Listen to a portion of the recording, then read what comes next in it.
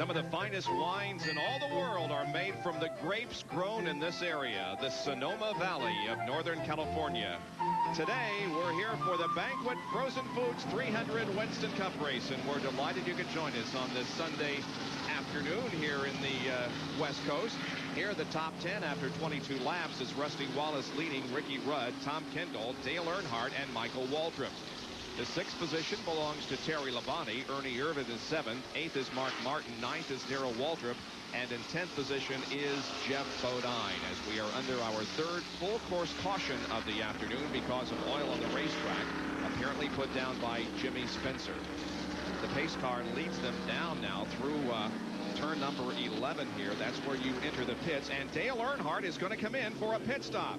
Earnhardt is in for an unscheduled stop. Let's go to John Kernan. The Goodrich crew awaiting Dale's arrival. What they're going to do is go under the hood. We had talked about the smoke coming out of the car. Richard Childers says he hopes it's nothing more than just a loose oil fitting. They will change 4 tires while they do have him in. RC going under the hood, pulling out the last fit pin. They will look under, and hopefully they will just find that it is, for their part, it is just a loose fitting or something. They, of course, had transmission problems here last year, burned up the transmission when a pump broke. Now they will look around to the right side of the engine compartment, checking everything out. Apparently they haven't found anything yet. Kirk Shelberding going to work on the left side as he will pull some things off. Earnhardt sitting patiently in the car, but still no indication of what it might be, although I can see they are trying to tighten something up.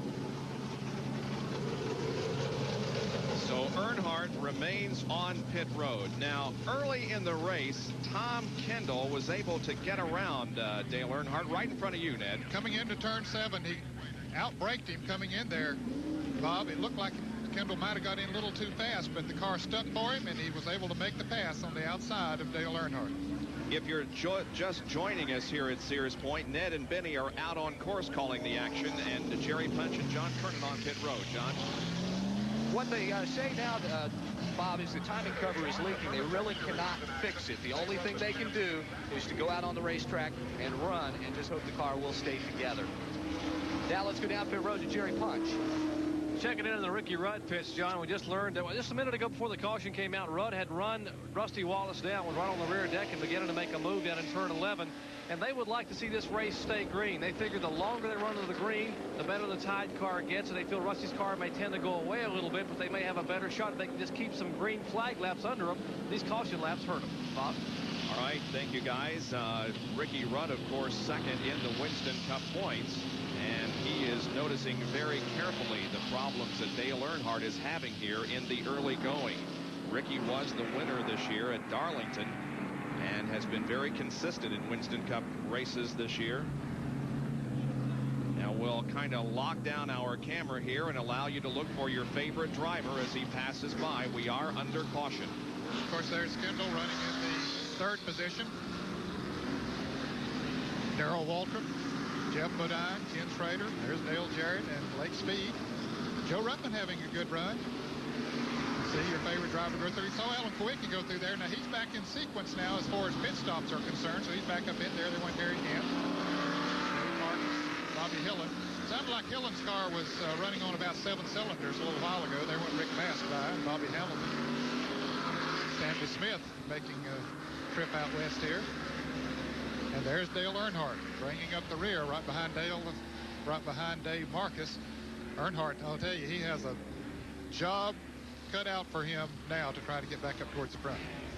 36 cars lined up ahead of Dale Earnhardt here under caution as we are getting set for the restart of the Banquet Frozen Foods 300. Back in a moment.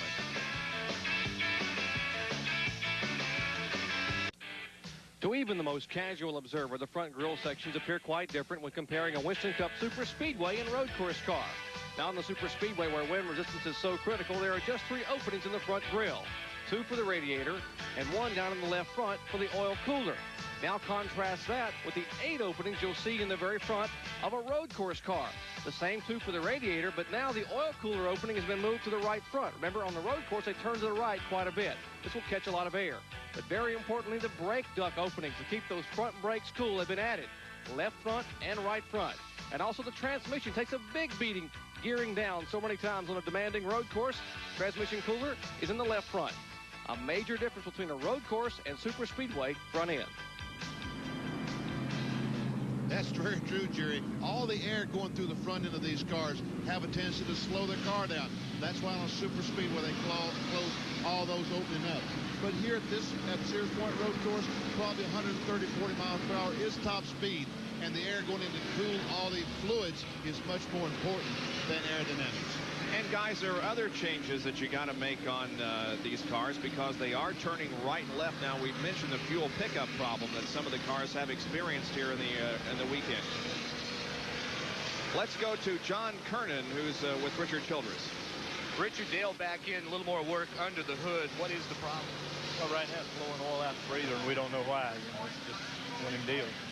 Any way you could, I understand you checked around the timing belt cover. Wasn't a bolt backed out there or anything? Now he's talking with Dale on the radio. It was nothing you could find. At first I heard you guys speculating it might have been the timing belt cover. Be a green flag start this time. Yeah, we thought it was timing cover at first, but now it looks like it was just blowing it out the breathers. So all he can do is ride around then. Yeah, we're going to try to run a little harder, but not as hard as we were. Well, you can tell by the sound of his voice that RC very disappointed this afternoon. Second year in a row that they've had trouble here at Sears Point. Earnhardt bringing up the rear of the field as the rest of the field gets set to go back to green flag conditions. Here they come off the final corner. Oh, and a spin right here at the straightaway. Ernie Irvan Lopes is going to be able to keep going. I think several drivers maybe anticipated the green a little before they should have. And they got all stacked up, and it resulted in Ernie Irvan spinning, but he's okay. And Bob, as they were getting the green flag, Dale Earnhardt was just coming through turn 7, so he's a good half a lap behind the leaders. He just now enters turn number 11 as the rest of the field goes up through turn number 4. Here's a replay, and once again, I think you're exactly right. Some people just anticipated. Ernie gets bumped in the back and makes a 360. Puts the thing in gear and drives away. You know, some people are lucky and some people aren't. Looks like this is Ernie Irvan's day. He came so close to hitting that inside wall, but didn't, and everything appears to be okay on the race car. Meanwhile, as they head for turn number 7, it's still Rusty leading Ricky Rudd. Yeah, he makes a good approach into this turn. Tommy Kendall now begins to move up, put a little bit of pressure on him, Bob. There are a lot of people that sincerely believe that Tom Kendall could win this race here this afternoon. We have talked about how good he is on road courses and his performance that he has seen in Winston Cup competition on road courses. And with this car underneath him, he is a real contender for a win. He's on the brakes. Now he's off the brakes as they go down this straightaway toward turn number 11. This is in second gear. He'll start accelerating off. The brake level when it comes into the turn, of course, when it went up, but then accelerating again. It definitely looks like that Kendall is getting his what we call sea legs or whatever. He's taking it easy for the first 15, 20 laps. Now his car is feeling good, and he is going to be a threat to win this thing, Bob. You're right. Running third right now. Fourth is Michael Waltrip. Just Darrell Waltrip. And Bob, that's exactly what Felix Sabates wants. He wants a victory out of Tom Kendall. You know, the Winter Circle money award program that NASCAR has is worth about $250,000 a year. With Kyle Petty, his driver, being injured, they've only have one victory. It's going to take 2 victories to get in the Winter Circle. And that's exactly why Felix Sabates called Tom Kendall and said, we want you to drive at Sears Point and Watkins Glen because we need a victory. Here they are back in turn 7. Rusty Wallace still leads them. Terry Labonte running in the 5th place. Darrell Waltrip is 6th. And here is Jeff Bodine trying to move around Darrell Waltrip, but couldn't quite make the pass. So Labonte has gone around Waltrip and taken over that 5th spot. There's Bodine, Allison, Mark Martin, Ken Schrader, Joe Ruttman, Dale Jarrett, and Lake Speed as they come down. Mark Martin also able to pick up the position over Ken Schrader. And I see that Davey Allison has finally been able to get by Schrader after he followed him for about 15 laps. Look at this shot from Dale Jarrett's roof cam. Boy, he runs down on Ruttman going into the turn. Ruttman a good road racer, too. He had a lot of good experience at Riverside years ago. You're right, Ned. As a matter of fact, again, when you average the finishing positions of the top drivers in road course competition over the past 4 years, you find that Joe Ruttman is 5th on the list. So he is a good road racer.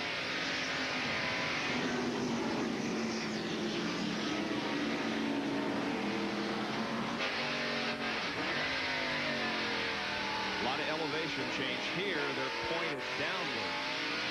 Boy, you can see that there are fans everywhere. Everywhere that camera points, there are fans on these hills. Beautiful layout here. Now here is the carousel area. Turn number 6 going downhill sharply right here. They are really standing on their nose and then accelerating hard going on to part of the drag strip. This is also where the California Nationals NHRA races are held. And the drag strip is what those cars are running on right now. And the 19 car of Chad Little off course momentarily. He's okay though and running again. You notice the Red Baron frozen pizza sponsor on Chad's car this week. Oh! Well, he just came in there a little hard. He's coming up in our direction, but he's not going to quite get here. Let's hope not. So Chad Little coming up on the outside. He made contact there with Mike Chase, didn't he, Ned? Yes, he did. They did make contact. Of course, Chase has been able to go on away, but Chad now trying to get his car going. What's the deal here, Ned? Was he maybe having some brake problems? Well, I don't know. He just, it looks like he locked the brake up coming in there, made just a little bit of contact. You can see the smoke coming from the wheels as they were locked up. And, of course, it sent him out in the dirt. Mike Chase stayed down on the inside, never did really spin around. Then Chad Little is off and running now. We're getting closer to the halfway point to enter the right guard halfway challenge sweepstakes. All you have to do, as we see some smoke coming from that number 19 car, call 1-900-737-1100 before the halfway lap, and that will be lap number 37. If you are called back during today's race, you can name the driver who has won the right guard halfway challenge, and you'll win a new Pontiac Grand Prix SE. The right guard halfway challenge is at lap number 37, and right now we are on lap number 28. So 9 more laps to go, and we'll reach the halfway point. As you can see at the moment, Rusty Wallace has a rather comfortable lead on Ricky Rudd and Tom Kendall.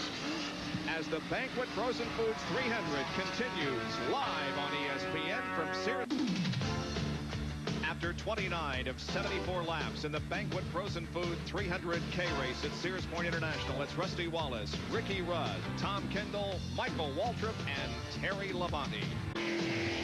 Right now, nobody is beating Rusty Wallace as he leads the Banquet Frozen Foods 300 while we were away on break. Ernie Irvin had another problem. And it was right here in turn 7, Bob. Looks like he and Herschel McGriff might have touched a little bit. And Ernie just going all around right in front of a bunch of traffic coming up on him. But everybody missed him, and he got her squared away, but he lost a lot of time. There we saw Richard Petty go by Ernie Irvin. Well, he came around to turn 1 where I'm located, Ned. He came around turn 1 and didn't turn. I don't know what happened. He went straight through the dirt, over through turn 2, back on the course. But I don't know if he lost his brakes or just got the car out of shape. Getting in turn 1 was not able to go, not able to make the turn. There's Mark Martin trying to move around Jeff Bodine coming into turn 7 up on the outside, and he does make the pass. Jeff Bodine has moved up nicely, and now he and Mark Martin involved in quite a battle. There is Darrell Waltrip in number 17. He has lost a lot of positions in the last few laps. John Kernan can tell us why. Bob, it could be a problem with this, a fuel pump. Darrell has radioed into Jeff Hammond and told him he's got about 3 pounds of pressure on his gauge. Now, Jeff says they like to have about 6. That's about half as much.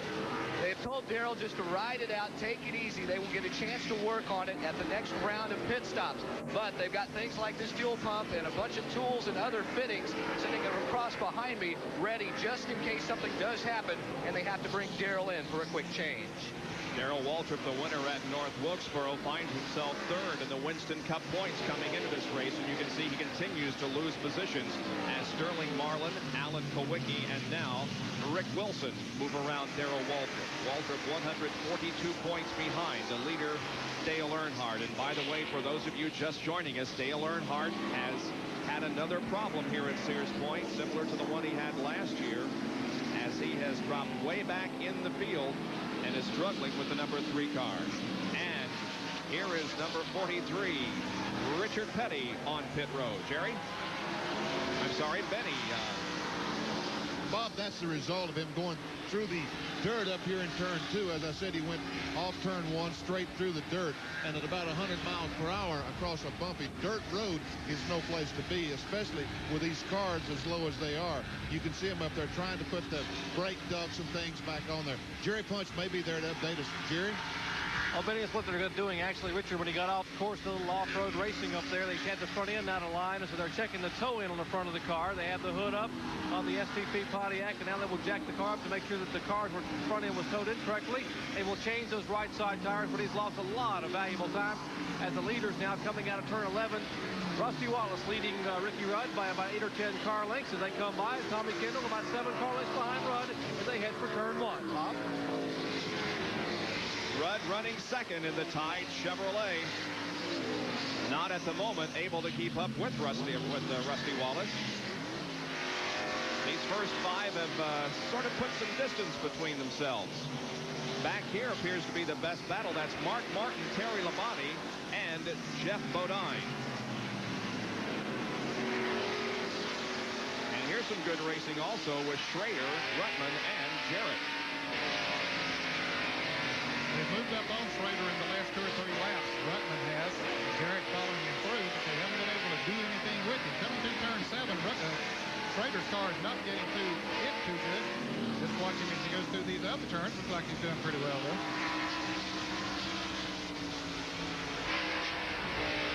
This is down in turn 6, the carousel over the hill. And you've got to be careful. These fellas are not on the gas as you go across the top of that hill, because if they do try to go across that hill too hard into the bank and the tires.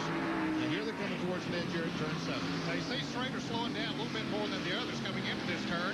Rutman had a notion to try to move up on the outside.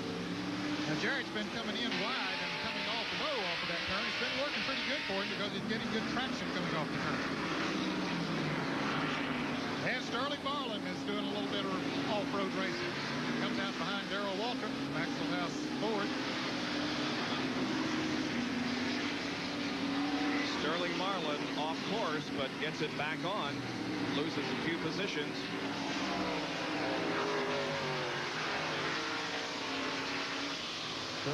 At least there's no smoke coming from this car.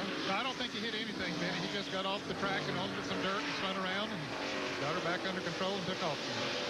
And the car right behind Sterling Marlin is Mickey Gibbs, number 24. Gibbs moving to the inside and passing Sterling Marlin in turn number 11. The leader is Rusty Wallace. And there he is. In the Miller Genuine Draft Pontiac, running in second position is Rusty Wallace, and third is Tom Kendall. We're just a few laps away from the halfway point of this 300-kilometer event in Sonoma, California.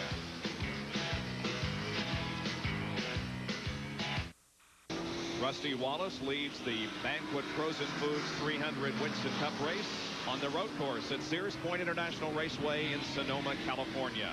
Second position is Ricky Rudd, and there is the interval between first and second. And here comes third place, Tom Kendall of the yellow Pontiac. And Bob, this fellow that's on the move now, I believe, has moved into 4th place, and that's Mark Martin. He has come from pretty far back in the pack and has moved into 4th place. Just a lap ago, he moved around Michael Walker. Here comes Mark. Yes, indeed, Ned. He could have one of the fastest cars on the racetrack right now. He's all the way up to 4th, having passed Michael Waltrip just moments ago. Yeah, I think he's gaining on Rusty Wallace. There's a little bit of a wrinkle there at the front end, isn't there, Ned? Yes, there is. He has bumped somewhat on his charge up towards the front, but it doesn't seem to affect the handling qualities of the Ford. This is unbelievable. This is, as I said earlier, the Martinsville just simply took everything and moved over to the right side. The oil cooler, like Jerry Bunch was talking about it, the track pack is now on the right side. All the coolers are on the right side, but yet this is basically a short track car, and probably 90% of the rest of the cars in the field are built to be road racing cars. Now, Benny, back when I was driving race cars and we were running road courses at Riverside and Watkins Glen and Allen Bridge Hampton, we used a short track car, but we didn't have the luxury of having a special car for the road races. But the one that we chose was a short track car because the road courses do have so many short track characteristics. That's exactly right, Ned. Back when I was used to run Riverside, that's what we did. We would take a short track car, just move everything over to the right. It's only in the past 5 or 6 years that all the fellas started using true road race cars. Ricky Rudd, Rusty Wallace having so much success with them that everyone else said, hey, we got to do the same thing. And, you know, this car's been a pretty good one for him, you know, for Mark Martin. Not only this is their short track car, this is the car they won with last year at Richmond. Also the car that made that final pit stop at Wilkesboro on our ESPN coverage and came back and beat Dale Earnhardt and won with at Wilkesboro. And this car set on the pole this year at Martinsville. So a pretty good race car, even though it's not really geared to run right and left. Mark Martin was the second-place finisher last year, and at Watkins Glen last year, Mark Martin was 5th. I'll tell you, he is really getting into turn 7 here, Bobby. Take that high line, similar to what Dale Jarrett has been taking, and then dips to the inside coming off, which gives him a tremendous amount of traction, which shoots him down towards turn 8 and on into 7, one of the high-speed parts of the racetrack. Now that damage there on the front end of the car, we believe, was caused by when he hit Ernie Irvan on the restart a few laps ago. There's Kendall, 3rd place, car 42. And here's the telemetry at work. This is going down in turn 11, braking hard, as we've seen before, he's down to 29 miles per hour, getting a little bit slower as the tires as they wear and get hotter, and accelerating up through the gears. Now he's heading up towards me in turn 1. There I am right in front of him. Bob, see me? I saw you. Wave next time. I will. Back on the brakes. This is turn 2. 46 miles per hour. Now he starts accelerating across to 3A and 3B. That telemetry won an Emmy Award for ESPN Speed World last year during one of our support races at Watkins Glen, but it's been brought to Winston Cup races for the first time, and it's being done through the cooperation of NASCAR. And we thank them for allowing us to show you the telemetry on this race car driven by Tom Kendall. Bob, we should mention that Morgan Shepherd and Hut Strickland are back out on the track after having been in the garage area for some repairs. So for their fans, they're back out here. Of course, they're far behind. This time around will be the halfway mark. And at the moment, Rusty Wallace is the leader. John Kernan is there as Darrell Waltrip comes in. Darrell had told Jeff Hammond just a moment ago that the car quit running. Well, it is running now. They've been having a fuel pressure problem, a problem with the fuel pickup. They thought it might be a fuel pump. They won't be able to work on that problem right now, but they're hoping that by filling up the gas tank that it will alleviate the problem, because on a full tank, the pickup was fine. So we're only a few laps away from scheduled pit stops. Darrell comes in and takes on 4 tires and 2 cans of gasoline, and it's away.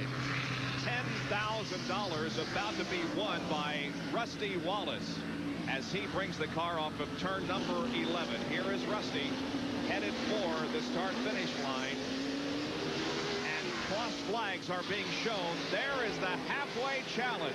The winner is Rusty Wallace. He is leading at the halfway point. He wins the $10,000 from the Gillette right guard people.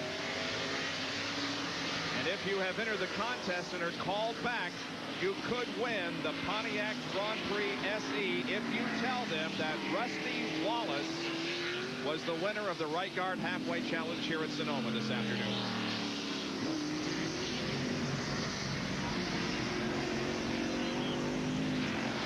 Well, action on the course while Rusty was crossing the line. A little close racing there. Rick Mast in car number 1. And Bill Elliott in car number 9 gets a little bit of an assist from Ernie Irvan, and around Bill goes. Bill not having a good day here today, and he's a good road racer too. He's just not doing well today. 24th is where he was shown before that little incident. Well, Jerry Punch can update us on the pit strategy as we are nearing the point when pit stops will be made.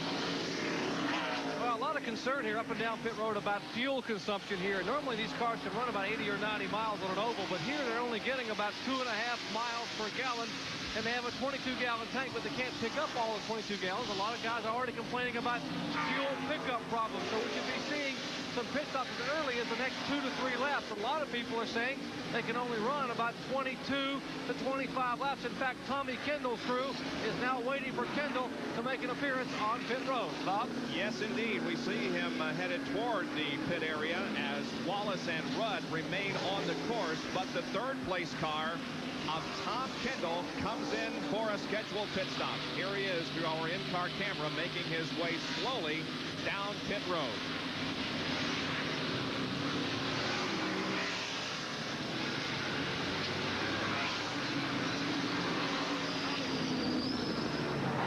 Tommy Kendall's mellow yellow Pontiac has only completed 21 laps at the previous pit stop, so Kendall's crew now will change all 4 tires. Gary Nelson and the rest of the Felix Sabates own team have changed right side tires, pull the left side tires off.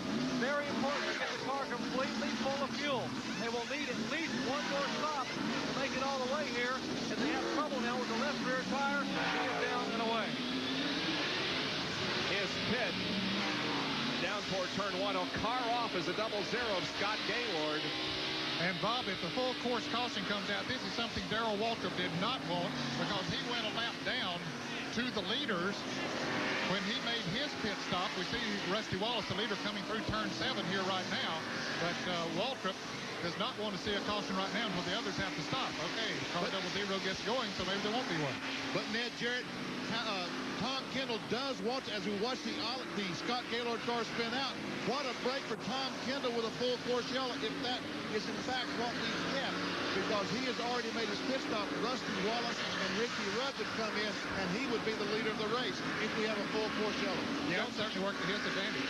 Don't think we're going to have one, because Scott Gaylord got the car running again, and he's okay. And another spin. Michael Waltrip, as Kendall came into the pits, Michael Waltrip did a spin in turn number 11. There goes Davey Allison by. And Terry Labonte also. So Rusty Wallace continues to lead. We have passed the halfway point of this 300-kilometer event. We'll be right back in just a moment. Speed World, bringing you auto racing coverage around the world. Over 200 motorsports events on ESPN. And today in the wine country, Sonoma, California, and Sears Point International Raceway, there is your leader, Rusty Wallace. Second place is Ricky Rudd, and anticipating pit stops here before very long. Tom Kendall, who was running third but has fallen back to 19th, has made his second scheduled pit stop of the afternoon. Bob, we thought for a moment that Mark Martin might be gaining on Rusty Wallace, but that's not the case in the last 4 or 5 laps. Wallace hasn't opened up much more of a lead over Ricky Rudd, and you can see Rudd in the picture there, but Mark Martin has fallen back about a second further behind than he was. Now right there is the entrance to the pits. There are those yellow, and here, I thought Rudd was going to make the entrance onto pit road, but he did not, so our 2 front runners stay out there, and so does third place Mark Martin in the Folgers Ford car number 6. That's what I would call a wide entry to turn 11, wouldn't you, Bob? Yeah, I would say so. Now the leader is going to be moving up on some slower traffic. Sterling Marlin ahead, and also Ted Musgrave in car number 55. Both of those cars move over and let Rusty pass without any problem at all. This is going downhill, right-hander. Here's Tom Kendall going through corner number 11. As we indicated, he's fallen back to 16th position. Jerry, what was the strategy for bringing him in so early? Well, Bob, Gary Nelson brought Tommy Kendall in about 5 laps early, knowing that everyone has to make at least 1 more stop. Now, he realizes that Ricky Rudd and Rusty Wallace should be pitting any time now. But if they calculate their pit stops according to how much fuel they'll have to make their final stop with about 5 laps to go. Now, barring caution flags, of course, they'll have to come back in. We're talking about Wallace, Rudd, etc., with 5 laps to go. They will make their stop, meaning Gary Nelson and Tommy Kendall, with about 10 laps to go, meaning they'll be back up front. It'll be up to Rusty Wallace and Ricky Rudd to catch him for the win. Well, several cars have made pit stops as we watch Tommy Kendall. He is one of those who has made a pit stop. Michael Waltrip has made a pit stop, so has Lake Speed. Others will be coming in here very shortly. We saw Darrell Waltrip in the pits a couple of times. He's riding around the racetrack right now. Looks like he might have just fourth gear in his car. He's not at the speed at all. Kendall has just passed Herschel McGriff in car 04. Here is the leader once again, Rusty Wallace, and he will take at least one more lap before coming in. Now headed for turn number 1 again. Here he comes. There he goes.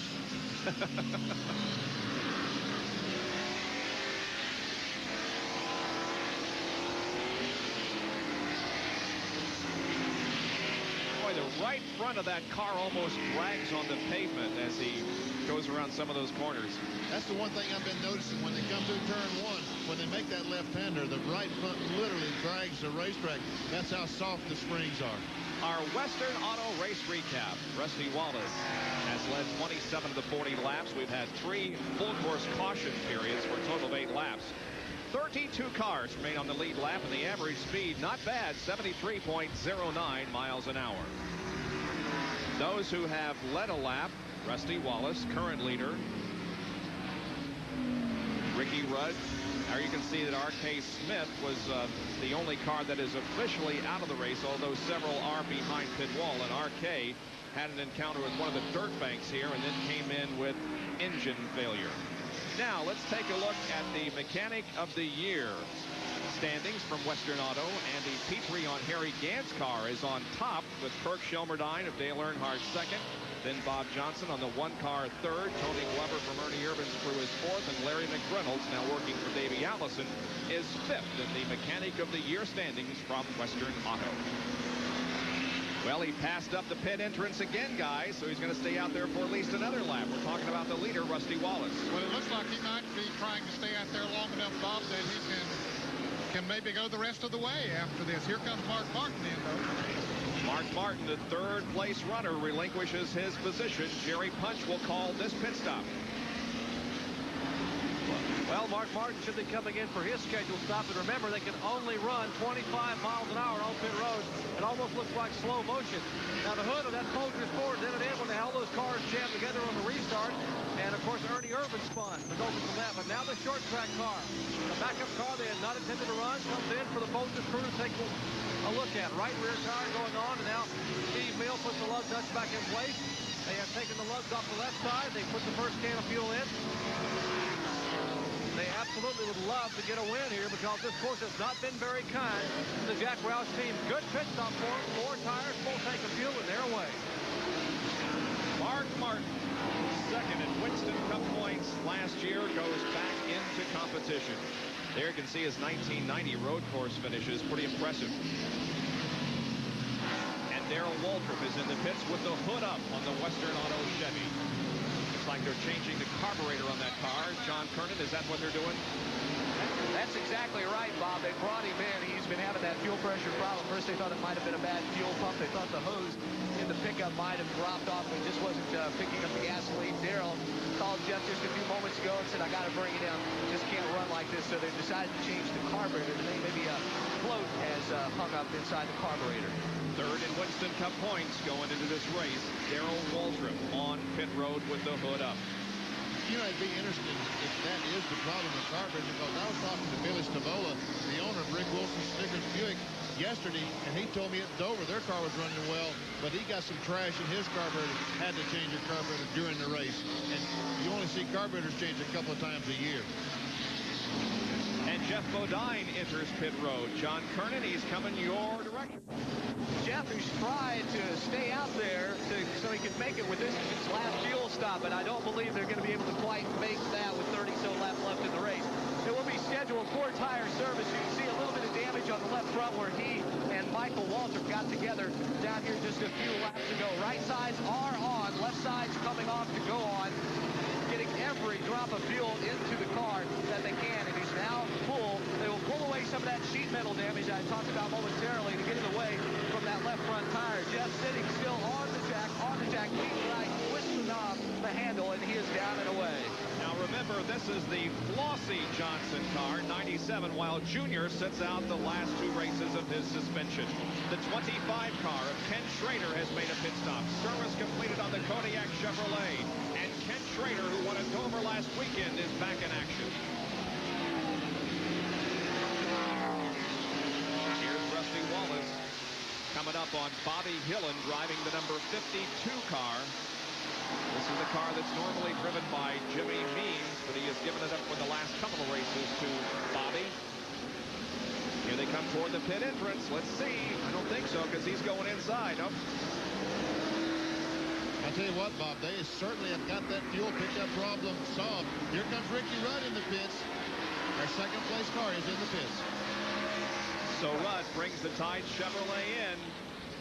He gives up second place, 25 miles an hour. Jerry Punch, it is a slow movement down pit road.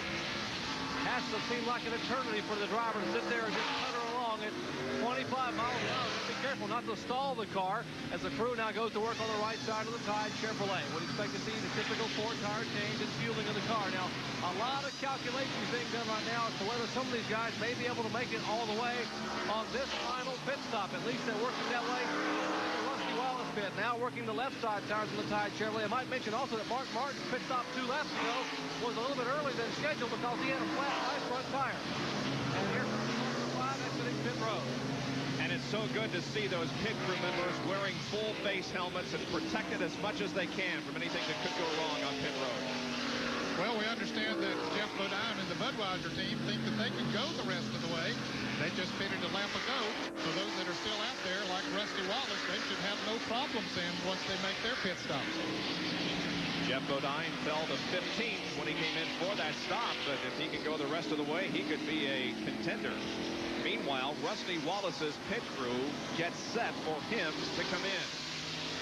Here he is in turn number 9. Going through turn number 10 right here. Headed down the straightaway. And let's see if he does flank off. I believe he's going to come in. Yes. Rusty Wallace comes in. Jerry Punch. All this pit stop by Rusty Wallace, who gives up the lead. Well, by their calculations, this may be his final stop on pit road, barring the caution flags, and possibly that strategy from Gary Nelson may not work. Rusty Wallace getting ready to bring the Miller Genuine Draft car to a halt as he comes down pit road. Harold Elliott, Jimmy Maycar, Nick Alila, and all the Penske Racing crew here for the Miller team will go to work on the right side of the car. Rusty sitting very calmly in the car, reaches over, gets a nice cold drink. They clean the windshield, and the crew really hustling. Maycar has slapped the right front tire back on. They hustle around down to the left side, making sure they get every single drop of Union 76 fuel in this car.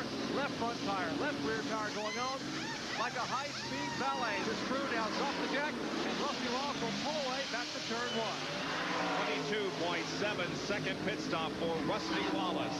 And Bob, as that was going on, Joe Ruttman apparently ran out of gas as he came off of turn 7 up here. Should be coasting back down towards turn 11 there now. And okay. he's made the pit road.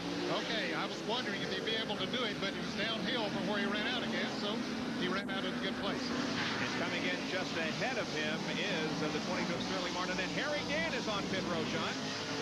Harry comes in, takes on the fuel. He should have no problems making it the rest of the way, but his throttle was hanging. They had to briefly take the hood up and unstick the throttle. He had shut the motor off when he came in. The throttle was stuck wide open.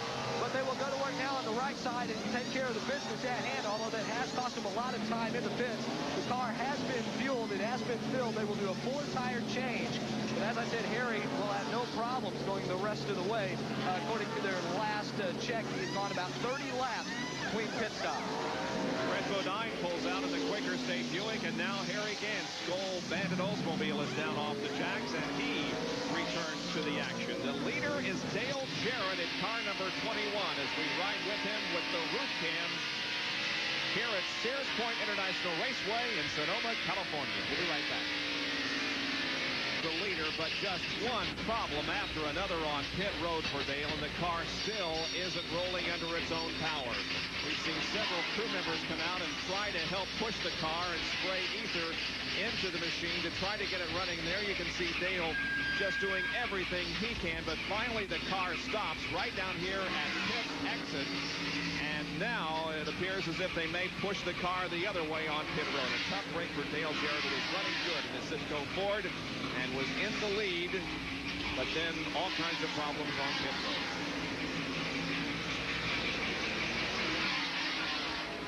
No doubt the car did run out of fuel, and just simply the car engine being hot, they started everything, not able to get this engine to spin over well enough to restart. Meanwhile, on the racetrack, the lead has gone back to Rusty Wallace. After our pit stops have been completed, Rusty Wallace is the leader of the race. Running in second is Ricky Rudd. Third is Tom Kendall. Fourth is Mark Martin. And fifth is Davey Allison. Sixth place belongs to the 97 car of Jeff Bodine. Then Ken Schrader, Michael Waltrip, Terry Labonte, and Alan Kulwicki as we ride inside Tom Kendall's mellow yellow Pontiac. Bob, he seems to be having a little bit of a problem. The car is sputtering when he comes off of turn 7 here. He's still running good out on the road course, but he's not getting the acceleration off of turn 7 that he would like to have. Well, that's Ricky Rudd right there ahead of him in second position. And here comes Mark Martin, though, right behind him. So the first 4 cars are running pretty close together on the racetrack. That sounds like a fuel pickup problem. We were talking about Rusty Wallace earlier having a fuel pickup problem. That's what that sounds like. They are talking about the problem Tom Kendall's having off that corner up in turn 7.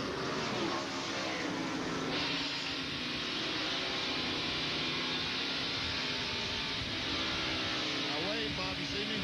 No, you're going to have to do it harder. I can't see you. How's the weather out there? It was a beautiful morning when we started here today. It is utterly fantastic. Must be 75, 80 degrees. The breeze about 5, 6 miles per hour. Just perfect. Mark Martin is in 4th spot. Looks like he's trying to close in a little bit on Tommy Kendall. Passing the 99 of John Krebs, one of the Winston West competitors in that Skoal-sponsored car. Now they're headed down through turn number 6 again and on to the drag strip. Rusty Wallace now beginning to pull away from the 2nd, 3rd, and 4th place cars. Looks like Mark's closing in on Kendall. Yes, he is. Coming into turn 7, he runs it in there hard on him. As car number 91 moves up out of their way. Both of them go underneath him, but that time Kendall's car accelerated okay off of that turn, at least as well as Mark Martin's. Coming up through the yellow, or the S's, I should say.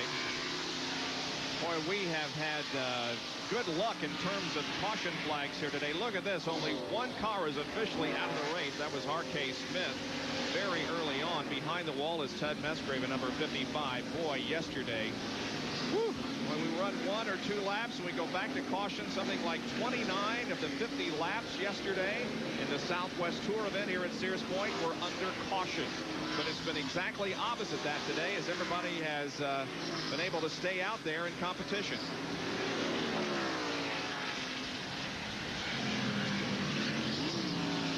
There goes the Kendall and the Martin car right by me. I saw you that time, Benny. Did you? Good. And you're right. Martin is right on the back bumper of Kendall. He's going to have to find him a better spot than this to pass, though.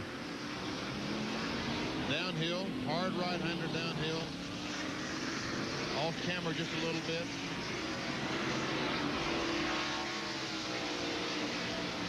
Mark Martin continues his pursuit of Tom Kendall. We'll see how things shake out as they come off of corner number 6 and head down the straightaway. And as they head toward you, Ned, we've seen a lot of passing here in the... Yeah, this is the place they've done it. Let's see, Mark Martin coming in here this time, but he couldn't get up close enough to get up on the outside, so he's going to follow Tom Kendall right through, right on his back bumper. Hopes he slips a little bit coming off the turn, but Tom Kendall didn't. So Mark Martin's going to have to stay right there in 4th place for a moment. So it remains Kendall in 3rd and Mark Martin in 4th spot. We'll take another break. Be back with more live coverage in just a moment from Sears Point International. blast through the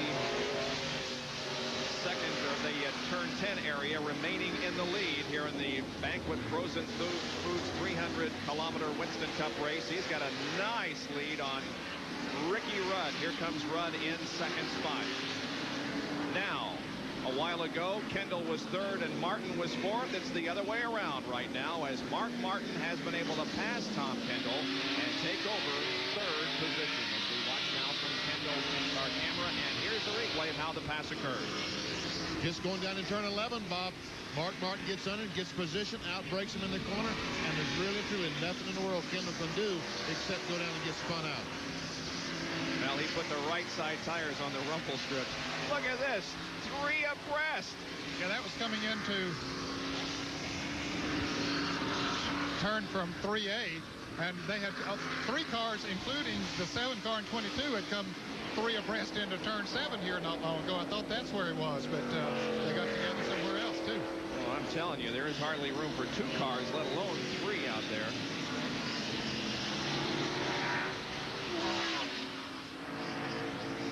Everything is going Rusty Wallace's way at the moment, with a nice interval on Ricky Rudd in second spot. John Kernan has a story on the brakes being used on the Rudd car. Well, Bob, what we have here is a new caliper developed by the guys down at Wildwood, down in Camarillo, California, between Santa Barbara and Los Angeles. And what makes this special with this caliper is that they use stainless steel pistons, also stainless steel construction through here, and ceramic cloth between the heat shield and the caliper. Now, what this does is it allows the caliper to run about 100 degrees cooler. They first used this caliper in Darlington. Ricky Rudd debuted it there, and at Martinsville, it was about 100 degrees, 500 degrees at that track, 100 degrees cooler. And what you do there is you do not boil the brake foot. Places like a short track like Martinsville, and also here on the road course, you're standing on the brakes quite a lot. So you do have a problem with the brakes. And this is just a little thing that some of these guys are using, a little bit of technology to get an edge right here on the racetrack. And speaking of technology, Jerry Punch has something else down on the field. Well, we're up here with Gary Nelson on top of the rig here. That Felix Sabates has a nice little fishing chair here for Gary to sit in on the SS Mellow Yellow here on top of the fence, and we'll climb up here and sort of try to hover with Gary. Now, Gary, there's been some concern that maybe your car was sputtering a little bit. You lost the spot a minute ago to Mark Martin. Well, the car sputters after about 20 laps, and where the other teams can go about 30. So we just split up. It's a fuel pickup problem that we're having in the left-hand turn. So we just split up from the last caution turn at 20 laps, and then it's 20 laps to the finish. Rusty looks like he can make it all the way, and maybe the 6 car or the 5. We can't make it all the way. Caution would sure help. But as far as everything else goes, Tommy's doing a great job, and we're really happy that he's running up front as far as he is. Well, there's some concern here in the Gary Nelson, Tommy Kendall pitch. They would love to see another yellow flag so they can all come back in and top them off. All right, Tom Kendall has fallen back to 4th position. There's the leader, Rusty Wallace. He has about a 6.5-second lead over Ricky Rudd right now, Bob. But he's running very comfortably out there.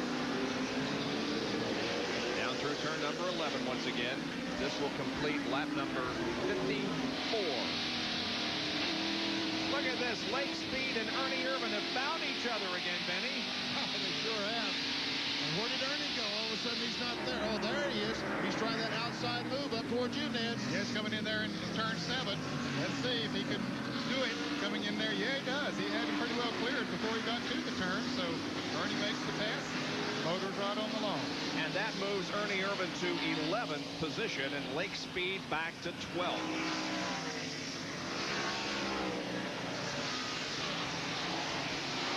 Ernie sure had his problems today. He spun on the restart earlier when he got tagged from behind by Mark Martin. Made some contact with Bill Elliott up in turn 7. Updating you on a couple of cars, and we have noticed from our vantage point here, which is right at the straightaway, we have a pretty good view of the garage area. And the 21 of Dale Jarrett has gone behind the wall, and so has Joe Ruttman in 75 as we watch from the Phillips 66 in-car camera of Lake Speed. There's the starting line. Irvin was able to move on away once he got around Lake Speed.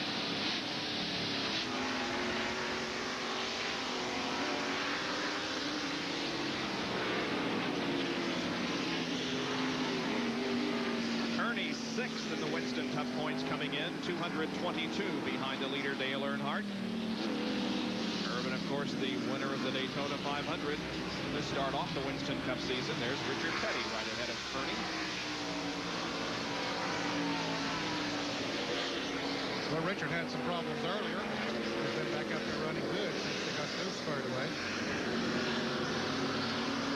He's shown in 29th position. Richard Petty is. Now, our Big A on-track interval this week is a little different. We consider the technical part of the racetrack between turns number 1 and number 8, where Rusty Wallace is right now. It's very demanding for the race car. And through the technical portion of the track, Rusty Wallace had a 67 seconds, Rudd at 67.1, Kendall at 67.6, and look at Mark Martin with a 66.4. Now, the fast area of the racetrack we consider between turns number 8 and the start-finish line.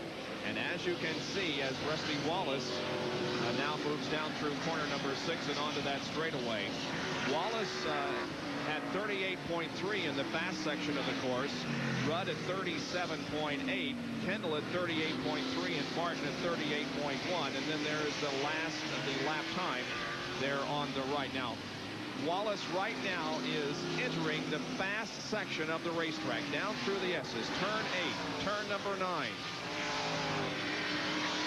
Out onto a straightaway into turn number 10. Here's a battle on course between Speed and Alan Kulwicki. Well, they touched bumpers there just momentarily, but Allen was running right behind Speed when the 4 car of Ernie Irvin got by a little bit ago. This is the battle for 12th position. Looking back on Alan Kulwicki, who was running 13th.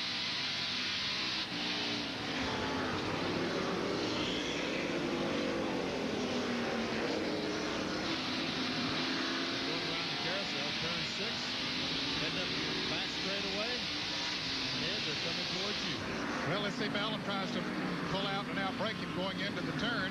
Yep, he's going to pull up there. Let's see, did he get up far enough? Lake knocks the brakes again going into the turn. He didn't want to slide out into Kulwicki. Now Kulwicki's going to try down on the inside. Both of them get a little bit crossways, but Speed comes out ahead. I tell you, Lake Speed is very impressive. And again, we mentioned something that we mentioned earlier in the show. It seems like the drivers who have a lot of experience in go-karts, like Lake Speed and Ricky Rudd, really perform well on these road courses. They sure do. We've seen that time and time again. They just evidently build a good feel for it. And you wonder why, because the go-kart weighs about 150 pounds, and these cars weigh 3,500 pounds. And, you know, Mario Andretti, I think, once said that the weight ratio between a go-kart and an Indy car is just about equal. But not so, of course, with these heavier 3,500-pound stock cars. So Alan Kulwicki is in 13th position as the lead continues to be held by Rusty Wallace. And we are 56 laps into this 74-lap event. Back in a moment. 58 of 74 laps completed. It's Wallace, Rudd, Martin, Kendall, and Allison, the top 5 here at Sonoma in the Banquet Frozen Foods 300K. Tom Kendall is in for a pit stop. Jerry. Actually, a little bit earlier than they would expect, but Kendall has come down pit road nevertheless, Bob, and they will change all 4 tires and fill it up with fuel. He had to make one more stop anyway, and I guess they're going to try to get him the best chance they can to get back up front. Otherwise, he would have made that final stop with just a few laps to go. Kendall's car is down and away. That's a complete pit service. I think that's a smart move of bringing him in a little bit earlier. Of course, I noticed the last couple of laps around coming off of turn 7, we mentioned earlier that the car was sputtering coming off of here, and it was a little bit worse the last 2 or 3 times.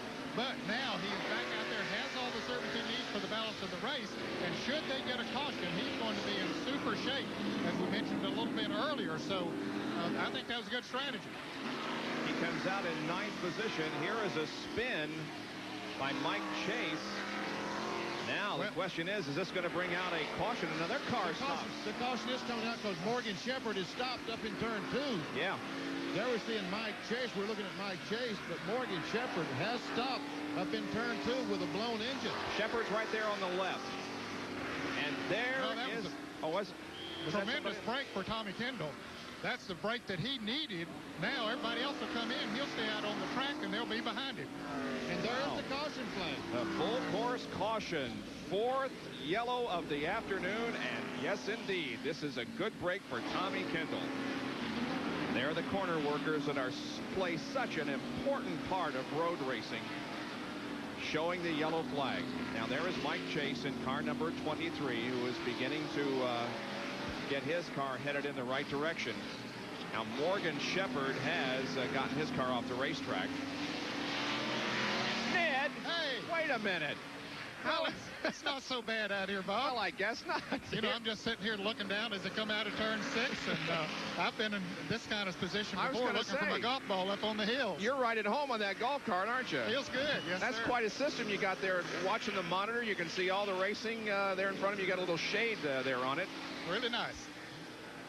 Ned Jarrett and Benny Parsons are out on course today as we cover for you the 300-kilometer race from Sears Point. We'll be right back.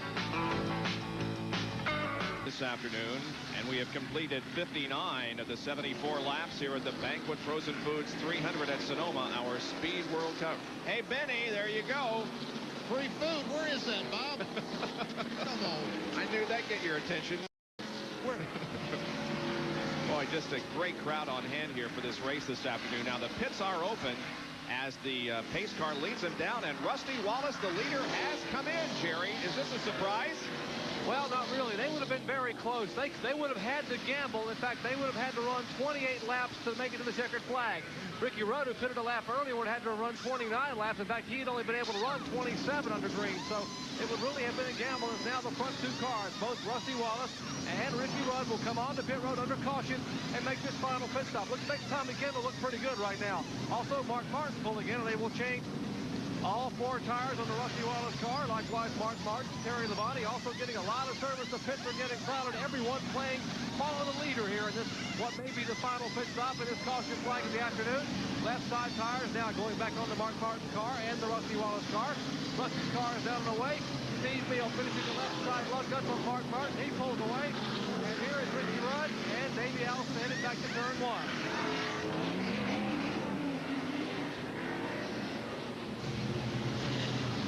Cars going back onto the racetrack after a series of pit stops here. Well, as we saw, there is a free food being offered for Benny Parsons in some portion of the racetrack, so Benny is on his way to try to sniff that out. Benny, that's the far cry from the Dixie Burger in Ellerby, isn't it? I tell you what, you know, to each his own. I mean, I love the Dixie Burger, but I tell you what, Philippe, the chef at Domaine Chandon, what a cook this guy is. What is Domaine Chandon? Yeah, it's what does that mean? I don't know what it means. They make sparkling wine. Oh, okay. Well, anyway, it looked good. It was good. Unfortunately, Benny, that sign that you saw there, "Hey, Benny, free food," that's about 100 yards from where I am up here on top of the hill. The green flag comes out. We're back to racing. On lap number 61, Kendall has the lead. And there's about 6 or 7 cars, slower cars between he and Rusty Wallace. Rusty trying to get through him up in turn 2. Yeah, there's Rusty moving to the inside of Dave Marcus. Now Bobby Hamilton. He's knocking him off as he's now got his sights set on the leader of the race, Tom Kendall. There he goes by Bobby Hillen down in turn 3, right-hander. Meanwhile, while he's having to get by these cars, Kendall driving away. Oh, he looks serious. Now there's only 2 cars between himself and Tom Kendall. Well, I tell you, that's pretty impressive, the cars that he passed there in those turns. We haven't seen that many passes on that portion of the racetrack today. Now he's coming into a place coming off turn 6 and into turn 7 that we have seen a good bit of passing. As he runs up on Rick Mast here, let's see if he'll be able to do anything with him. Kendall has a pretty good lead there, but Rusty now trying to move on the inside. Rick Mast, but couldn't make the pass there, so he might have to follow him down through the S's, Bob. Yeah, he is. the 6 car and the 28 car, of course, are also battling for position, and Ricky Rudd also. Mark Martin, Davey Allison, and Ricky Rudd. Ricky Rudd lost some spots on that pit stop just a moment ago. We can see where he was running in second place. Now he's back to fifth. Rudd squeezes underneath Bobby Hamilton.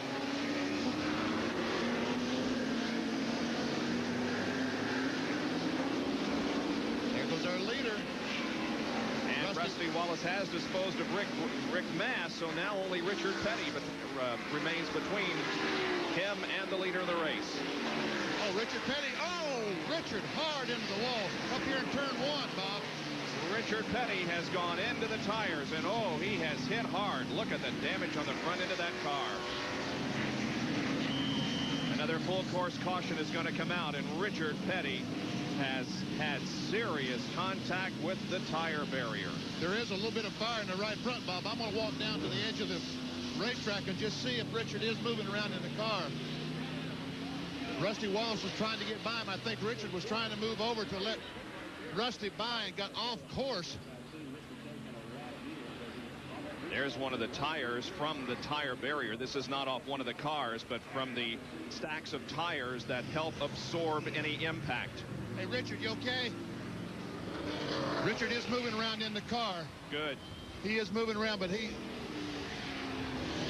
pit crew is concerned, and here now are the safety officials that are arriving on the scene of the crash. Be sure and somebody go by and tell Dale Inman that Richard is moving around in the car. Obvious hard impact, though. Look at how the front end of that Pontiac has been torn up so badly. And Dale gets the crew members receiving word now that Richard is moving around inside the car. Bob, if we can take that camera up in turn 2 and shoot down here, you see the cement wall right behind the 43 STP Pontiac. Richard Petty has come in and hit this wall head on with the right front of the STP Pontiac. That's what did all the damage. There is a cement wall right to my left that he had hit on.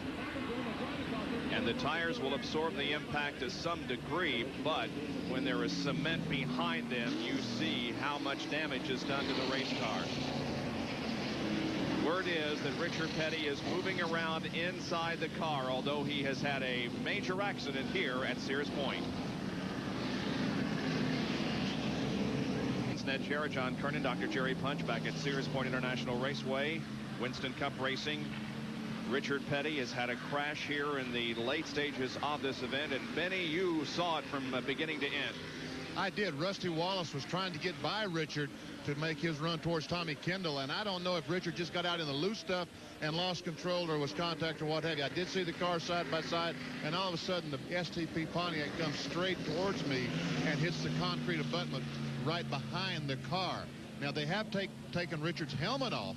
They have the stiff neck brace to put on Richard. He still is not out of the car, and they're working on the car. That's no place for me to be right now, so I'm going to stand back and try to get a word with these rescue workers once they get Richard out of the car. Here comes Kyle. We might be able to see Kyle on his crutches coming down to check on his father. He's looking in the car now. Maybe we'll be able to get Kyle to come over. If he talks to Richard, maybe we can get Kyle over. We have a replay of the crash, although it was in an area that here he is. He's coming under the Autolite Bridge right now, Richard Petty, and you can see he locked up the brakes and it just wouldn't turn. The car went hard into that cement barrier, which was protected by some tires. Couldn't see the actual impact with the wall, but there's how much the car was torn up.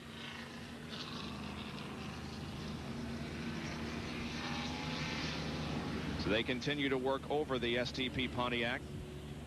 Richard Petty, 5 wins on road courses, all of them at Riverside.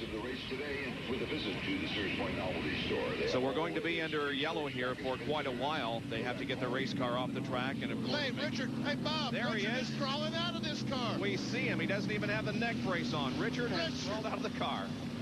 Oh, baby. He says, I don't need that back support. Get me out of here. And the workers are clapping. Richard is walking to the ambulance. Boy, that is just great news. The King has survived another one, and he waves to the crowd. I tell you, what a guy. Kyle, did he talk to you? Yeah. He said, sorry, I got some laryngitis. He said he hit some all coming through this corner. The car got out from under him when he got on the brakes, then he popped the tire and hit this wall pretty much. Tore a car all pieces. I said to get in the ambulance and go with your dad. Okay, bud. Oh, I'm telling you what, that was the greatest sight in the world, Bob, to see Richard climb out of that car, because I saw him moving around, but yet it took so long to get out of the car. I didn't know exactly what was going on. I am so relieved. Benny, last year, of course, when we did this at Watkins Glen for the first time, you were on the scene of a crash that occurred late in the race, and now it happens to work out where you're right there to talk with Kyle and others that are closely watching this situation down there. But, Bob, obviously, it's not something you want to do. That's for sure. I want to be here to talk about the pass for the lead or the pass for the win, not to show you. I don't know if you can see. Oh, yeah. From this record. But this race car should be, the nose of this car should be out here. It must be pushed back 4 or 5 feet. Bob, this has got to be one of the worst crashes that you could possibly have. Boy, the impact just had to be tremendous to do that much damage to the car. Richard is okay. He has walked to the ambulance. The field is under yellow with 64 laps completed. Back after this. Here at Sears Point International, and the field is under caution for the 4th time this afternoon because of a crash involving Richard Petty. He has walked away from the incident. Now tonight at 8 o'clock Eastern time, not all that far. And we congratulate Lewis Newton, a 65-year-old race fan from San Antonio, Texas, who won a brand new Pontiac Grand Prix in the Right Guard Halfway Challenge this afternoon. He was watching ESPN and was called back by the Right Guard people, and he has won the Pontiac Grand Prix. Jerry Punch. A lot of concern here in the Rusty Wallace pit. Rusty's radioed in a minute ago, said he has a problem. And behind me, Harold Elliott and Jimmy Makar and the crew are watching anxiously, trying to make a decision. Now, what they're trying to decide is, should they bring Rusty in? Apparently, the car is sputtering or missing even more now. They think they may have a plug wire off, or possibly it may be something in the valve train. They're not really sure what it is. Now, what they're trying to do is figure out if there are 18 cars in the lead lap, according to their calculations. Now, with 8 laps to go, do they risk coming and pitting it and see if maybe it is a plug wire and they can fix it? Then they get back out and get just a few laps to pass 18 cars, which they'd never be able to do. Maybe still finish 8th or 9th. Or do they stay out there and ride it out and hope that it won't get too bad and maybe he can run quick enough to finish? That's Jimmy Makar, and he has been chosen the Western Auto Mechanic of the race. So our congratulations to Jimmy. Well, we try to take as many commercial breaks here as possible while they are cleaning up the Richard Petty crash here at Sears Point International. Back in a moment.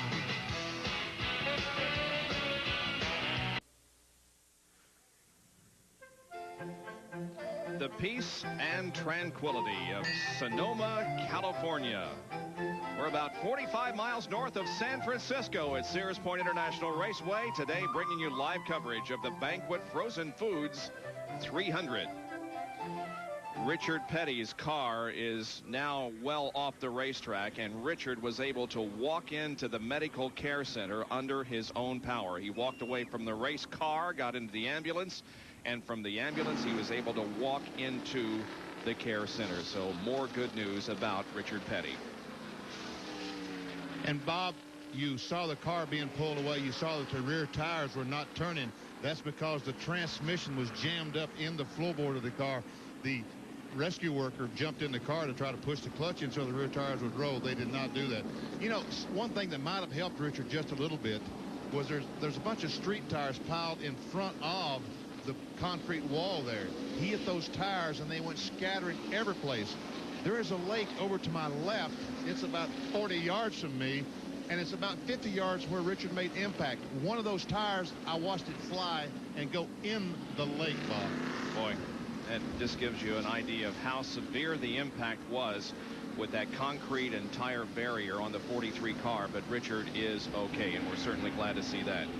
Well, I misspoke and misread here a few minutes ago. I said that Lewis Newton was the winner of the Right Guard Halfway Challenge, and there is the tire that Benny was talking about. The winner is Lois Newton, so we congratulate her on her win this afternoon. I wouldn't go out there and get that tire if I were you, Benny. Just keep it there. I can't swim anyway, Bob. Okay. We should be going green before too much longer, as Tom Kendall has the lead of this race with Rusty Wallace running in second position. 65 laps have been completed.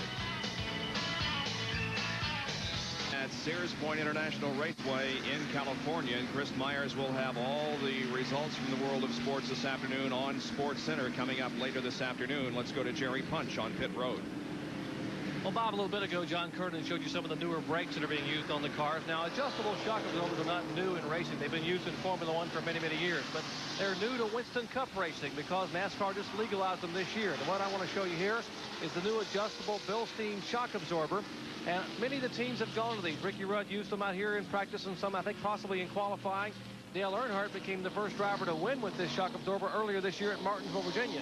It's very simple. This little dial on the very top of the shock absorber, if you want to change the compression or rebound, you simply take a screwdriver, insert it in the dial, and there are 7 adjustments on it here. So you can actually adjust the shock absorber while on the race car, which normally saves a lot of time. If you had to change shocks and come in and practice, you lose a lot of valuable time. You can also make an adjustment during the race. And remember, it's already known that Earnhardt has won with this shock absorber. And these shocks, although just coming into racing, are being used in the production Chevrolet Corvettes. Inside the Corvettes, you can change the ride strength. And, of course, that's done by computer, whereas here in racing, it's done by crew members. Going back to green, Bob. Lap number 68, and we are back to green. Now we'll see how this thing shakes out. It's set up to be what could be a very exciting finish, as Tom Kendall still has the lead.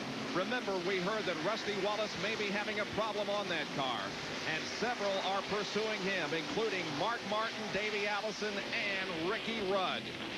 Well, Bob, he might be having a problem because Rick Mast, he had already gotten in front of Rick Mast as they came IB in turn 1. Mast was in front of Rusty Wallace, so Rusty must have had some problems on the restart. And another driver looking for a way through is Dale Earnhardt, who is shown at the moment in 12th position. There's Mark Martin right on the back bumper on Rusty Wallace, and I think that Rick Mast has driven away from Rusty. Here comes Kendall out of the corner. Evidently not. Rick Mast has backed up. Kendall has a good lead coming into turn 7. Here goes Mark Martin around Rusty Wallace, taking over the second position. Davey Allison now trying to pull up on the outside of Rusty Wallace, so definitely he is having a problem. Jerry, what's the update on Rusty? Well, we mentioned it was sputtering. He is now on 7 cylinders, but they realize they still don't have a chance. They have to stay on the track. They may lose a half a dozen spots, but they feel that's more than they would lose, or less than they would lose if they were to pit and try to come back through the field on 7 cylinders. A tough break for Rusty Wallace trying to run these last 6.5 laps here with just a 7-cylinder engine. Definitely losing ground, though. Davey Allison has passed, and now Rudd is right up on his rear bumper and will undoubtedly make the pass going into turn number 11. There's Rudd to the inside, and indeed he does pass Rusty Wallace. Well, Rusty has been plagued by losing cylinders this year.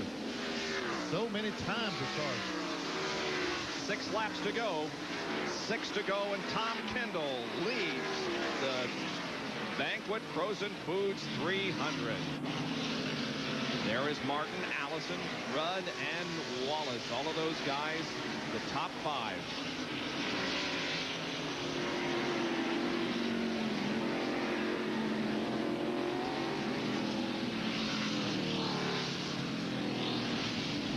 Kendall, of course, looking for his very first Winston Cup win here this afternoon. We asked him earlier in the weekend, do you feel confident you can win today? I really do. You know, racing is racing, and you never know what's going to happen. But aside from punctures and incidents that happen on the track, you know, if none of those come up and bite us, I think we've got a really good shot.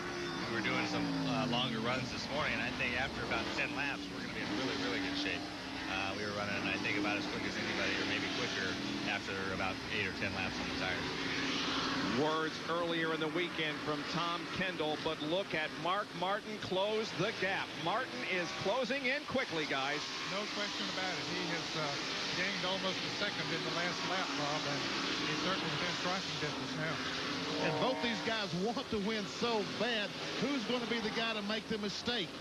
Is Kendall going to drive that car in the corner too hard, or is Mark Martin going to drive it in too hard? Or is Mark Martin just going to have a faster car? Those are the things we're going to watch for. Ooh, Mark gets the car a little bit sideways in turn number 11. I think that Mark Martin is going to outpower him. He is closing in as they hit the line, and there are 5 laps to go.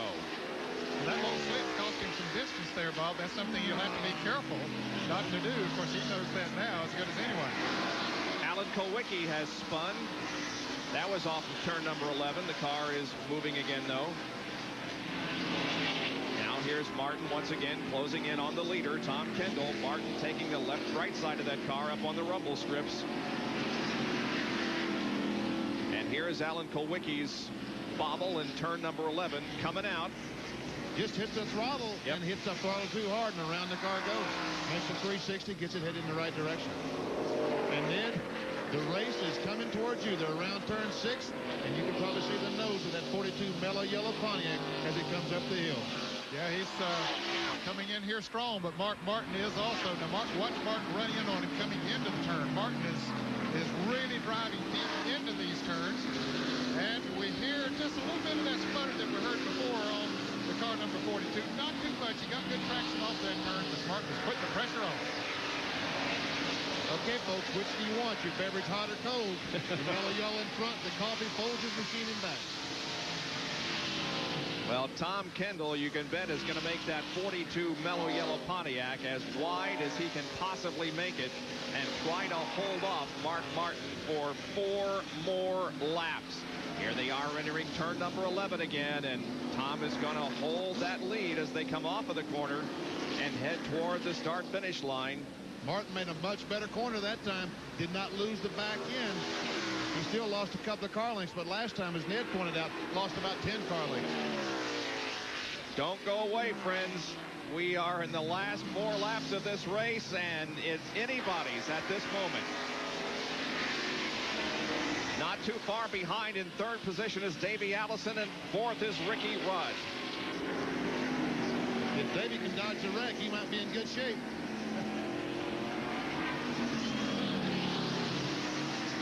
If Tom Kendall goes on to win this race, he will join other drivers who in the 80s won their first career Winston Cup event on a road course. And among them, Tim Richmond, Ricky Rudd, and Bill Elliott. Down through turn number 6 again, headed onto the straightaway.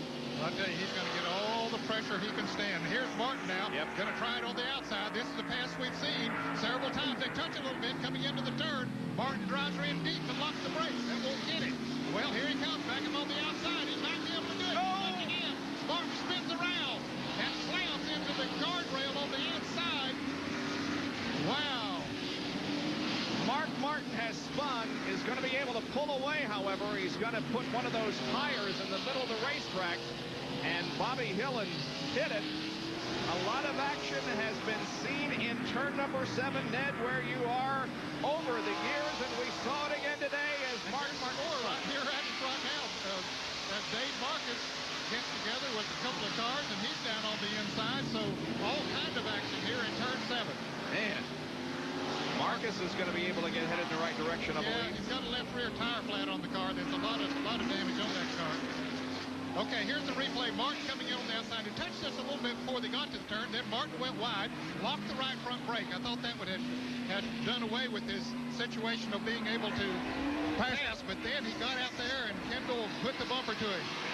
And Davey Allison, meanwhile, has passed Kendall. And here comes Ricky Rudd to do likewise. Yes, Davey Allison coming off turn 2 got underneath the car of Tom Kendall. It's almost like the Kendall car has a tire going down because the handle has just gone away on the Kendall car. It could very well be, Benny, because he and Mark Martin had pretty heavy contact there, and it was the left front of Kendall's car that was up against the right rear of Mark Martin's car, so he could very well have cut a tire. And out of nowhere comes Davey Allison to lead this race. Where did he come from, Bob? Isn't that the truth? He has been in the top 5 for most of the afternoon, but really hasn't been too spectacular. But now he finds himself in the lead, and Tom Kendall has a flat tire. Well, you remember when Benny said just a couple of laps ago that Davey Allison was going to be in good shape if he could dodge the wreck? Well, yep. That's all that happened up there. He dodged the wreck. And Ricky Rudd, if he can take on the victory, there's Tommy Kendall with all the cars going by him. I know Felix Sabatos must be, Gary Nelson, the crew must be so sad. And Kendall can't get the car to turn, almost ran in the bank. Yeah, he's struggling with that car, and it's a really tough break for Tom Kendall, but he has definitely proven himself as a great race driver with a future in Winston Cup racing. And if Ricky Rudd can catch the 28 car of Davey Allison, he picks up the Unical Challenge, and it's worth, I think, about $45,000 this week, isn't it, Bob? 2 more laps to go. Yeah, the Unical bonus is $45,600. Davey Allison has less than 2 laps to go. Allison, of course, was the star during the month of May at Charlotte. He won the Winston. He won the Coca-Cola World 600, giving Ford their first victories of 1991. And now stands a chance of winning his second Winston Cup race in 3 outings. And Tom Kendall has taken the mellow yellow car behind the pit into the pits. And will be trying to get that tire changed on the car. I would guess when he made contact with the 6th car that he knocked the tire flat, knocked the air out of the tire when he hit Mark Martin in that right rear quarter. Yeah, he probably cut it, Benny, because they were hooked together there for a little bit, and they probably did cut the tire. The question is, can Rudd catch Davey Allison? Here he comes into turn 7, driving hard in there, trying to do that. He picks up a little bit on him coming into the turn, but Allison pulls away. Allison leads Rudd down through the S's. It's Dave Marcus just ahead of Davey.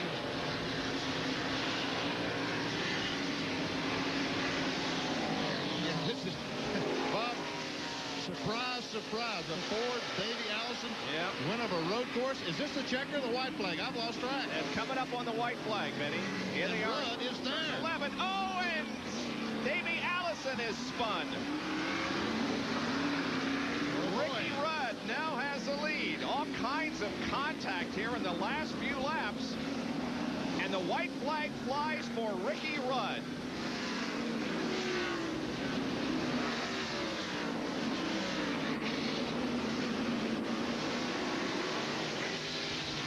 We'll see what happens here in the final lap. Davey Allison did get the car going. He still is in 2nd place. Well, there's going to be some tempers flaring in the garage area. Oh, you can say that again. Yep. Davey Allison had the lead and was tagged by Ricky Rudd in turn number 11, coming down for the white flag. NASCAR officials apparently talking over this situation. He's headed toward you for the final time, Ned. Big Baby is not here comes into turn 7 here in very good shape as the NASCAR officials talk over what they're going to do. Davey Allison's crew looks on. Davey's not too far behind him, too far behind him to catch him before they get back, unless Rudd has a problem. But I'll tell you what, that's not a happy bunch of campers we just saw in that tied pit. I don't know what's going on down there, but they didn't look like they were jumping up and down with joy, Ned. Ricky Rudd brings the car once again down through the S's. This will be for the final time this afternoon. Now entering turn number 11. And Ricky Rudd is apparently going to receive the checkered flag and the win of the Banquet Frozen Foods 300. Here he comes, waving to the pit crew as he passes by. The black flag is shown to Ricky Rudd. Rudd is shown the black flag. Davey Allison is shown the checkered flag. They did not give the win to Ricky Rudd, Bob? No, they gave the black flag to Ricky Rudd as he came down and passed under the start-finish line. They waved the checkered flag to Davey Allison, and he apparently is going to win this race. Well, why don't somebody jump up and down, guys? They're confused. That's what that crew is. They don't know exactly what is going on. Wow. Wow is right. I guess Rusty Wallace would finish second then, according to that. It looks like he's the car behind Davey Allison. You're right. And Ernie Irvin, I believe, would finish third. Then Schrader, and then Labonte, followed by Dale Earnhardt. Here's a replay, guys. Going in turn 11, Davey takes a wide entry down in the corner. Ricky tries to get under him, just makes slight contact in the right rear. Around goes Davey. Rudd keeps the car going straight. Jerry Punch, can you answer any of our questions? Well, I'm not sure, Benny. I'm with Waddell Wilson. Waddell, what happened in the last lap out there? You didn't get the checkered flag. You know, I don't understand this. You know, I've been racing since '63, and this is about one of the darndest calls I've seen made in a long time. You know, they've told us in driver's meeting, the last lap you're on your own. but Ricky was not driving dirty. He touched him, sure, but they're in a hairpin turn, and I could have pushed the 28 car around with my hand. But, I mean, it would have been reversed. It wouldn't have made no difference. And, you know, these guys are out here trying to win the race, and it comes down to the last lap, and you know, you got to be able to race. And if they're going to take this away from us, this is totally wrong. I've seen it happen time and time again through the years, and they've never taken a race from no one yet doing this. If they do this, this is rotten. Obviously, Waddell Wilson very upset. Let's check in with John Kernan. I'm standing by with Davies crew chief Larry McReynolds, and still a bit of confusion. They gave the black flag to Ricky, gave the checkered flag to you guys, but you haven't gotten any official word yet. I don't see how it could be no confusion. You know, I worked with Ricky Rudd for 2 years, and that ain't Ricky Rudd's style. If they let him get by with that, you know, then I ain't got a whole lot to say about NASCAR's procedures. A 28 car, Texaco, Haviland Ford won the race, and that's the way it is. Well, that's the view from here. Larry and his crew are heading down towards victory lane for now. Well, Davey Allison did not complete the lap. He stopped and put it in reverse and came back around and is already in victory lane. I think there's going to be a crowd there in a minute, Bob. Well, we're going to take a break and then find out what happens and who won the Banquet Frozen Foods 300. Yes. Yes, sir, up there. Team unplug on the ears. All right. Back at Sears Point International, Davey Allison winds up in victory lane after some contact on the last lap. Rudd is black flagged. Davey Allison wins. Here's Jerry Punch in victory lane. And they're not happy at all. After dominating the month of May in Charlotte, Davey, congratulations on your first road course win. Thanks, Jerry. You know, I just can't say enough about Larry McReynolds and all these guys on this crew, Robert Yates and all the guys in the engine shop, just give me everything I need. And I'll tell you, we just went out there and we drove our guts out today, and you know, it's a shame what happened right there on the next to last lap down here in turn 11, but it was, the justification came out in the end, and we're tickled to death to be here in victory lane for a second time this season. We're going to get some more. Now, what happened down there? You and Ricky racing with 2 laps to go. Well, I drove into turn 11, and next thing I know, somebody just plowed in the back of me and turned me around. And I just stuck it in first gear and took off and kept going, and they came back and they said, you know, they said they were going to penalize for stop and go because it was obviously deliberate. Okay, now he didn't have a stop and go. He came on around and took the flag, but they didn't give him the checkered flag. Did you know that you were going to win the race? Well, I knew that if he pitted for a stop and go that he couldn't win it anyways, and we had it then. All I had to do was just not spin out the rest of the way around the racetrack. What has been the difference in this team? You guys have come on like gangbusters in the past 6 or 8 weeks. Everybody wants to be right where we're at, and that's the difference. Well, indeed, it's working. Davey, congratulations. Thank you, Jerry. Davey Allison in victory lane for the first time on a road course, picked up his second win of the 1991 season. Bob? Thanks, Steve. All right. Well, congratulations to Davey Allison, who has been declared the winner in a very controversial finish of the Banquet Frozen Foods 300 at Sears Point International Raceway. We've got more to come. Stay with us. We'll be right back. Well, this Winston Cup race here at Sears Point is over in a very controversial finish.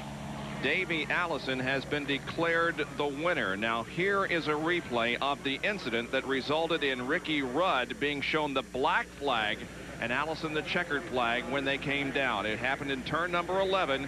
There was contact between Rudd in number 5 and Allison in 28 that resulted in this penalty situation. Now, earlier there was an incident between Tommy Kendall in 42 and Mark Martin in 6. Ned? Well, they were battling for the lead coming into turn 7. Mark Martin got up on the outside of Kendall coming in, and then as they started off the turn, you can see Martin on the outside, and then Kendall's car goes over into him, hooks the right rear of Martin, spins him around and down to the inside tires and guardrail, and of course it cut the tire on Kendall's car as well, so he had to make a pit stop. And standing by with Tommy Kendall is John Kernan.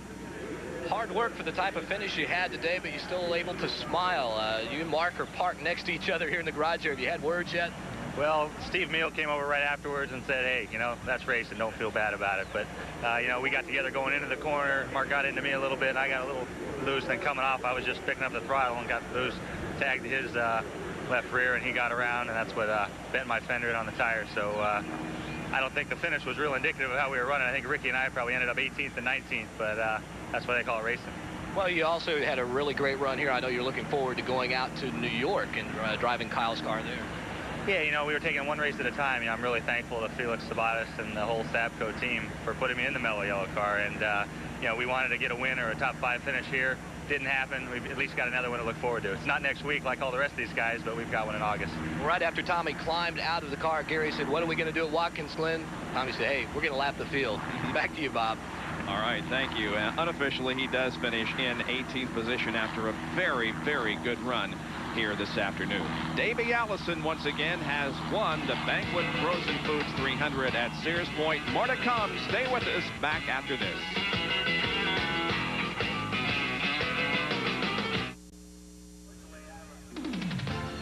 Once again, lots of excitement here on the road course at Sonoma, and a controversial finish that has put Davey Allison in victory lane. Rusty Wallace was second, followed by Irvin, Schrader, and Labonte.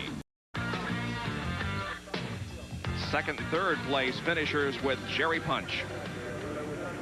We have Rusty Wallace and Ernie Irvin here finishing second and third. First, Ernie, your best road course finish ever, but it was a little close out there. You got looped a couple of times, or at least once on the restart. What happened?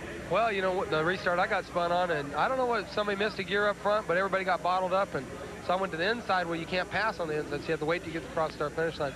Cars behind me didn't get slowed down. I got hit, did a 360, kept on going, and you know, recovered all right. And you know, the Kodak crew did a real good job, and we're pretty proud of our third place finish, but still not like winning. Sort of like coming home, back to Modesto, having a great run. You hustled the car back up front pretty well. Did you see any of those last lap incidents, any of that contact out there? Nope, didn't get to see one of them, so I can't comment on those. But I saw enough on my own. But it was an interesting day all day. And you know, you get these cars on a road course, it just gets rough. You know, it's hard to pass here, and you just got to take your chances on certain spots to get by people, and it just makes it where it gets, you know, full contact sport. Ernie Irvin finishing third. Now, Rusty Wallace finished second, but Rusty had a great run going, a defending champion of this Banquet 300. And Rusty, just with now, what happened with that last restart? Well, with 10 laps to go, we restarted, and I started up the hill, and the engine lost a cylinder. It started missing real bad. And I don't know if it's a spark plug wire or a rocker arm or something like that, but it's definitely something went haywire. And we really contemplated real hard when the caution flag came out, whether to come in and try to fix it. And I said, hey, we'll just ride it out. And so we rode it out, and it stayed progressive. So it didn't get any worse, didn't get any better, but it was running on 7. But it didn't make a lot of difference through the S's. I just get beat real bad in the straightaways. But I'm happy to take a second place home because I thought it was going to be a lot worse than it was. I'd like to congratulate Davey and Ernie and all those guys. So it was a good run. And I'd like to thank Miller Genuine Draft, Mobile, AC, and Goodyear. Thank you. I said everything, didn't I? Pontiac. I said thank Pontiac. No, not Chevrolet. No, me Chevrolet. You're Chevrolet. Ah, these guys will figure it out in a minute down here. Let's go back upstairs to Bob Jenkins. Okay, so there is a lot of fun here, but there's also some disappointment on the part of Ricky Rudd. And right now, he doesn't want to talk with anyone here at ESPN.